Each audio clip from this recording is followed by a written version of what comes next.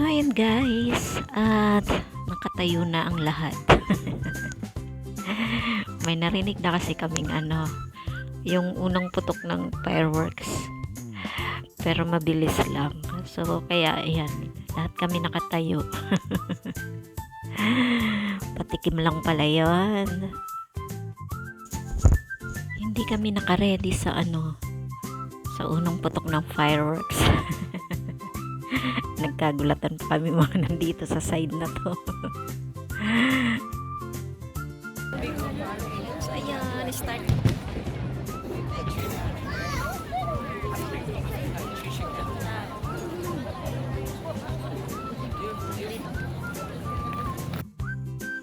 So ito nga, yung napestuhan ko pala guys ay nandito sa gitna ng may tubig na po. Pinapapaligiran kami ng tubig pero meron siyang spot dito para dito sa mga taong nandito. Ayan.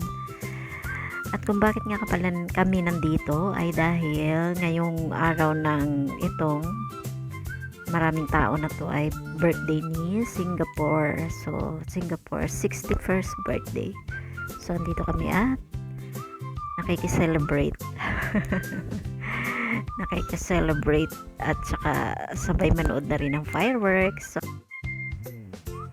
So ayan, hanggang anong oras kaya kami dito? Charing. Pero saglit lang naman daw yung fireworks, mga wala pang 30 minutes siguro. Ang mahirap dito mamaya, pahirap pa ng uwi sa dami ng tao guys. Ang daming tao. Nakikita nyo ba yung nandoon? Mamaya i-zoom natin yung nandoon sa side na yon.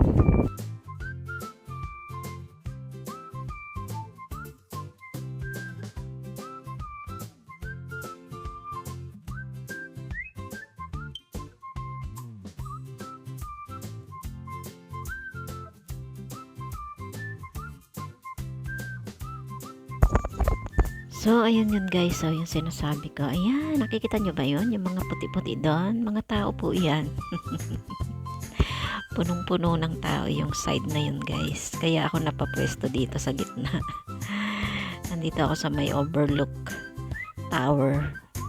Pero doon sa tower, mga camera ang nandun. Kaya kami nandito sa baba. So, lahat ng yan ay makipagkarera mamayang uwian. Diyos ko Lord, anong oras kaya kami makakarating ng MRT niyan? So ayun, nagbukas na ng ilaw, ibig sabihin alas 7 na. So ayan, dito guys automatic na nag-on ang mga ilaw pagkapatak ng alas 7.